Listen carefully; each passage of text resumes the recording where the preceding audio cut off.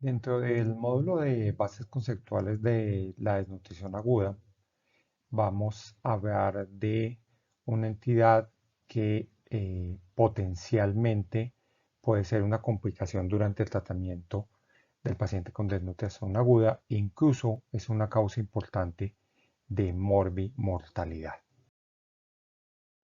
Estamos hablando del síndrome de realimentación. ¿Qué objetivos nos vamos a plantear entonces para esta charla? Primero, vamos a entender las bases fisiopatológicas del síndrome de realimentación en el marco clínico de un paciente con desnutrición aguda. Vamos a tratar de dimensionar el síndrome de realimentación como una complicación potencial durante las fases de estabilización y transición del tratamiento de recuperación nutricional. Debemos aprender a detectar y sospechar su presentación y vamos a tratar de desarrollar competencias para su tratamiento. El síndrome de alimentación es realmente una entidad de relativa reciente descripción y los inicios del síndrome de alimentación datan de la época de la posguerra, cuando los pacientes provenientes de los campos de concentración eran internados para iniciar el proceso de recuperación nutricional. Se vio que esos pacientes, o se describió en esos pacientes, como causa bien importante de morbimortalidad el desarrollo de falla cardíaca y de inestabilidad hemodinámica que no podía explicarse en ese momento. De hecho, los artículos que aquí les muestro son los primeros datos de la descripción del síndrome en los pacientes provenientes de los campos de concentración entre el septiembre del 44 y en julio de 1945. Este reporte data de JAMA de 1950, donde se empezaron a escribir todo lo que se veía como consecuencia o durante el tratamiento de recuperación nutricional de esos pacientes. Lo mismo pasó en el año siguiente, en 1951, en el Annals of Internal Medicine, donde pacientes provenientes de los campos de concentración, pacientes japoneses prisioneros de guerra, también se les describió un cuadro similar de falla cardíaca en los pacientes que se recuperaban nutricionalmente. Entonces, durante los años 44 y 45, en la época de la posguerra, se iniciaron estudios experimentales acerca del ayuno y cuáles eran las complicaciones metabólicas del ayuno. Aquí hay varias fotografías del estudio más famoso, que es el estudio experimental de ayuno de Minnesota. Gran parte de lo que sabemos hoy acerca del síndrome de alimentación data de esos estudios experimentales. ¿Cómo entonces podemos definir el síndrome de alimentación? Primero, debemos tener en cuenta que es una condición que puede ser potencialmente fatal y que resulta de los cambios metabólicos que se pueden dar durante el proceso de recuperación nutricional y que son secundarios a cambios hidroelectrolíticos corporales que son producto y consecuencia de un desbalance hormonal, como habíamos visto en la en la primera charla de fisiopatología de nutrición. Inicialmente había una disminución de los picos de insulina o una disminución de la secreción de insulina a favor de la secreción de hormonas contrarreguladoras. Una vez nosotros realimentamos a ese paciente, ese desbalance cambia, caen las hormonas contrarreguladoras, hay un aumento de la insulina y ese paso desde el estado catabólico de un paciente desnutrido a una fase anabólica durante la fase de realimentación es, digamos, la causa fundamental del proceso de realimentación. Entonces, como elementos fundamentales debemos tener en cuenta que el síndrome de alimentación son cambios clínicos y metabólicos que se producen durante el proceso de rehabilitación nutricional de nuestro paciente desnutrido. ¿Cuándo se produce? Se produce inicialmente o principalmente durante la fase de estabilización y durante la fase de transición. Es decir, que el riesgo del síndrome de alimentación existe más o menos durante los primeros 5 o 7 días que estamos con el tratamiento intrahospitalario de nuestro paciente desnutrido. El marcador fundamental, sin que los otros electrolitos no tengan importancia, el marcador fundamental es la hipofosfatemia. De hecho, la hipofosfatemia se ha podido ver en los estudios que es un marcador de morbimortalidad del paciente desnutrido. Entonces, las reacciones anabólicas que suceden durante la fase de realimentación están asociadas a alteraciones hidroelectrolíticas que van a ser las responsables del síndrome de realimentación.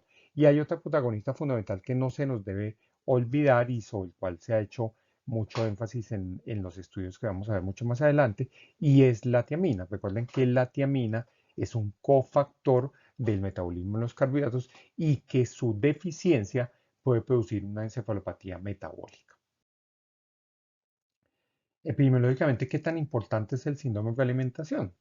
Podemos hablar de ello y es una patología bien interesante, pero es muy importante que sepamos qué tan frecuente y qué tan importante puede ser el síndrome de alimentación en un paciente nutrido.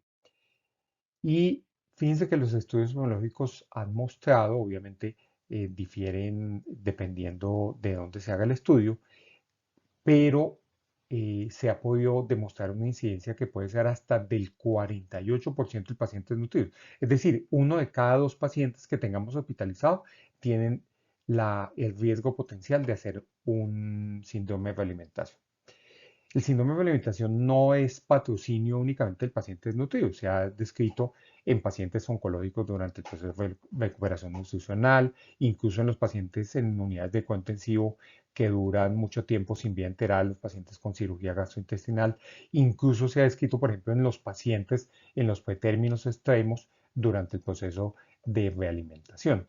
Se ha descrito también, y en Estados Unidos, por ejemplo, los estudios de síndrome de alimentación se basan en los pacientes con anorexia nerviosa.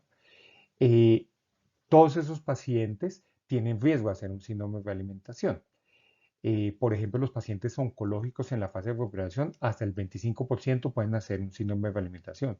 El paciente en una unidad de cuidado intensivo, uno de cada tres pacientes pueden hacer un síndrome de alimentación cuando están sometidos bien sea a nutrición parenteral o alimentación enteral. El 68% de los pacientes con anorexia nerviosa se ha documentado un síndrome de alimentación. Pero de todos ellos, los niños o los pacientes que tienen mayor riesgo de hacer un síndrome de alimentación son los pacientes con desnutrición aguda. Y aquí hay un concepto muy importante o un dato muy importante, y es que el paciente desnutrido tiene un riesgo de mortalidad intrahospitalaria, que obviamente ha disminuido con el tiempo. Pero el niño desnutrido que hace un síndrome de alimentación tiene un riesgo relativo 4 veces mayor de tener una mortalidad en el medio intrahospitalario. Y fíjense que esos son datos relativamente recientes del 2016. Entonces, desde el punto de vista fisiopatológico, ¿qué sabemos hoy en día del síndrome de alimentación? Entonces recordamos un poco durante el ayuno, durante el proceso de la desnutrición aguda, los pacientes se someten a un gasto energético de sus reservas corporales, primero la glucogenólisis, luego una proteólisis que eh, los cambios metabólicos, sobre todo la oxidación de los ácidos grasos y sobre todo la estimulación de la beta oxidación, es lo que protege al paciente contra el catabolismo de la proteína, no solamente de la proteína muscular, sino de la proteína visceral. Los cambios hormonales que ya hemos visto, la disminución de la secreción de insulina a favor de la secreción de las hormonas contrarreguladoras, la alteración del eje del tiroides, la alteración del eje de la hormona de crecimiento IGF-1, eh, todos esos cambios metabólicos que se suceden durante el proceso de desnutrición tienden a proteger al individuo contra el daño más lesivo o el daño más severo durante el paciente durante el curso de la nutrición, que sería la proteólisis, sobre todo la proteólisis visceral. ¿Qué pasa durante la realimentación de nuestros pacientes? Entonces, cuando nosotros realimentamos al paciente, iniciamos a darle alimento en forma de F75, por ejemplo, le estamos dando macronutrientes. Y uno de los principales macronutrientes que se va a suministrar durante la alimentación del paciente son los carbohidratos. Y esos carbohidratos van a producir un cambio fundamental en el paciente desnutrido y es un pico de hiperinsulinemia. ¿Qué pasa con esa hiperinsulinemia?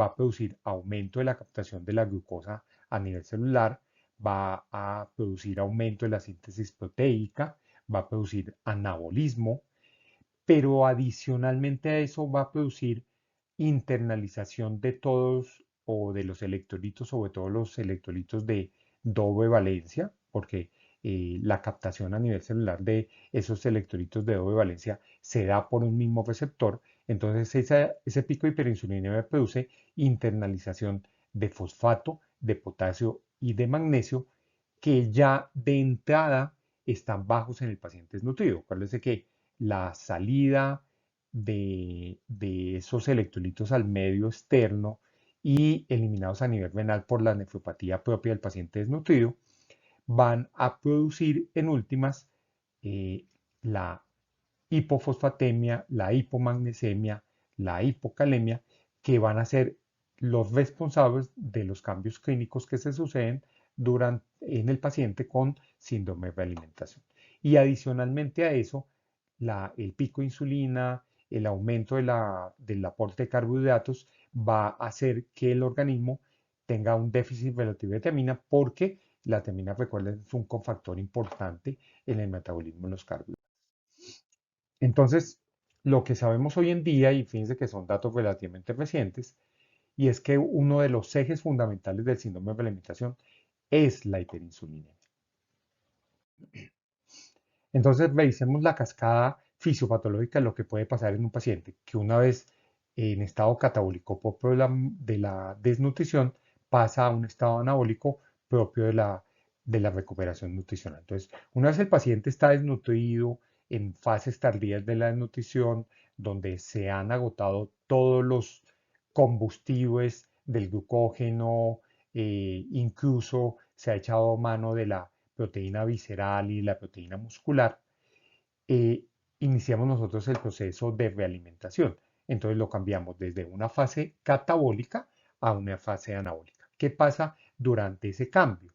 Y es que el influjo principal de los carbohidratos, que es uno de los macronutrientes más importantes, va a producir un pico de secreción de insulina, una hiperinsulinemia, que va a ser la responsable no solamente el inicio de la recuperación del paciente, ¿por qué? Porque va a favorecer que esa glucosa que estamos suministrando al paciente entre a las células como sustrato energético importante, pero también va a producir aumentos de la síntesis proteica, va a producir lipogénesis y va a hacer que el paciente inicie su recuperación nutricional. Pero adicionalmente la hiperinsulinemia produce ese paso, ese switch de los electrolitos desde el medio extracelular al medio intracelular, resultando clínicamente en una hipocalemia, hipomagnesemia, hipofosfatemia, déficit relativo o absoluto de tiamina, que van a ser lo que nosotros llamamos el síndrome de realimentación. Todos esos cambios metabólicos de los que ya veamos van a producir eh, la presentación del síndrome de realimentación y van a manifestarse como una serie de manifestaciones clínicas que van a ser atribuidas a esos desórdenes electrolíticos que ya mencionamos. Entonces, ya vimos y repasemos cuáles son los pacientes que están a riesgo de hacer un síndrome de realimentación. Los pacientes que han perdido eh, peso, que han sufrido un periodo prolongado de ayuno, sobre todo por encima de los 14 días, los pacientes con cuachorco, los pacientes con marasmo, los pacientes con síndromes de malabsorción, todos esos pacientes que sufran un proceso de nutrición, sea primaria, secundario a la deprivación de alimentación o secundario por una patología de base, están sometidos a un riesgo de un síndrome de alimentación. Y el síndrome de alimentación entonces va a ser explicado por los trastornos electrolíticos y como eje fundamental está la hipofosfatemia. ¿Qué produce la hipofosfatemia? Y fíjese que vamos a tener desórdenes multisistémicos. A nivel del sistema cardiovascular, puede producir arritmias, puede producir muerte súbita incluso, puede producir una disfunción miocárdica que produzca un choque cardiogénico. Desde el punto de vista pulmonar, puede producir una falla diafragmática que termine en o que empeore un síndrome de distrés respiratorio. El paciente va a manifestarse clínicamente como debilidad muscular, incluso puede producir una rhabdomiolisis que puede llegar a ser masiva y producir una necrosis tubular aguda. Puede tener manifestaciones hematológicas con trombocitopenias severas, con disfunciones de los leucocitos o incluso con una anemia hemolítica. Puede llegar a producir una encefalopatía metabólica con confusión, delirio, alucinaciones, puede producir convulsiones, puede producir una resistencia relativa a la insulina, entonces la hipofosfatemia puede manifestarse como una hiperglicemia. Eh, la hipocalemia, ya lo sabemos de sobra, puede producir sobre todo alteraciones cardiovasculares con arritmias, puede producir manifestaciones gastrointestinales con un hilio metabólico, náuseas, vómitos, puede llegar a producir también debilidad muscular con también rhabdomiolisis. eh, Todos esos desórdenes electrolíticos van a ser los responsables de las manifestaciones multisistémicas del paciente con síndrome de realimentación. Entonces, sabemos entonces que el síndrome de realimentación es un síndrome con una afección multisistémica que tiene como causa fundamental un desorden electrolítico que es el resultado de los cambios hormonales productos de un cambio desde la fase catabólica de un paciente desnutrido a una fase anabólica durante el proceso de alimentación. ¿Cómo entonces podemos prevenir y cómo podemos tratar el paciente con síndrome de alimentación? Lo primero bien importante que debemos tener en cuenta es que la primera o la forma más adecuada de tratar un síndrome de alimentación es adelantarse a su presentación, es pensar en la posibilidad del síndrome de alimentación.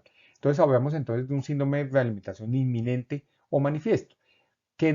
¿A qué nos referimos cuando hablamos de un síndrome de alimentación inminente? Es el paciente que está clínicamente asintomático, pero que tiene ya un trastorno hidroelectrolítico. Puede tener una hipofosfatemia, puede tener una hipocalemia, puede tener una hipomagnesemia. Clínicamente está asintomático, pero ese niño ya podemos catalogarlo como un síndrome de alimentación inminente y ese niño ya debemos tratarlo con una suplencia electrolítica para evitar precisamente llegar a las manifestaciones clínicas del síndrome de alimentación. Entonces, las recomendaciones actuales es que debemos corregir el desorden electrolítico antes de iniciar el proceso de realimentación. Algunos trabajos hablan de dar una suplencia adicional de tiamina antes de iniciar la suplencia de carbohidratos en el paciente. Muy importante, el inicio lento, progresivo y paulatino de la alimentación. El aumento de los requerimientos calóricos debe ser muy lento y debe darse sobre todo en los primeros 4 o 7 días porque es cuando existe el mayor riesgo de hacer el síndrome de alimentación. No es necesaria la restricción proteica, porque recuerden que el eje fundamental es la hiperinsulinemia y la hiperinsulinemia está ligada con el influjo de carbohidratos y no de proteínas. Este estudio es un estudio reciente del 2018 donde está el manejo basado en la evidencia, la propuesta basada en la evidencia de qué debe hacerse en un paciente con un síndrome de realimentación. Lo primero es monitorizar la posibilidad de un síndrome de alimentación inminente, entonces debemos monitorizar antes de iniciar el tratamiento los electrolitos, sodio, fósforo, potasio, magnesio. Y aquí tenemos una tabla muy interesante, se los daremos en las lecturas para que los puedan profundizar, pero básicamente lo importante de este cuadro es que a medida que el paciente tiene mayor compromiso de su peso, tiene una mayor restricción de macronutrientes, tiene una mayor posibilidad de hacer un síndrome de alimentación. Y de acuerdo a eso, debemos iniciar la alimentación de forma mucho más lenta y mucho más progresiva. Y des en cuenta, por ejemplo, aquí en los pacientes de mayor riesgo, son pacientes, por ejemplo, con índices de masa corporal muy bajos, eh, son pacientes en los cuales la realimentación debería hacerse incluso con un inicio de 10 a 20 calorías por kilo por día y debemos aumentar cada día entre 20 a 30 calorías por kilo por día. Obviamente esto es un estudio hecho no en niños con desnutrición aguda, por lo menos no en niños con desnutrición aguda de origen primario, pero lo importante de este cuadro es la filosofía, y es que la filosofía debe ser que para evitar el síndrome de la alimentación debe ser lenta, progresiva y paulatina. Aquí en estos cuadros, que también se los vamos a dejar para un estudio más profundo y para que lo tengan a mano, es como ya les decía entonces, si ese paciente es nutrido, al momento del ingreso le detectamos una hipofosfatemia o una hipomagnesemia, la recomendación es que hagamos primero la suplencia de los electrolitos y luego iniciamos la suplencia de carbohidratos. También el esquema propuesto para el reemplazo de tiamina.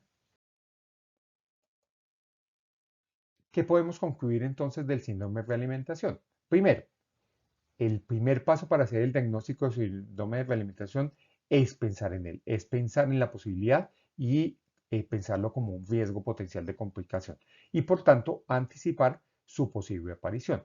El síndrome de alimentación tiene manifestaciones multisistémicas que son el reflejo de los cambios electrolíticos que se suceden como resultado de los cambios hormonales que ya revisamos anteriormente. Una pieza fundamental del tratamiento es su prevención, la cual podemos hacer a través de una alimentación lenta, cautelosa,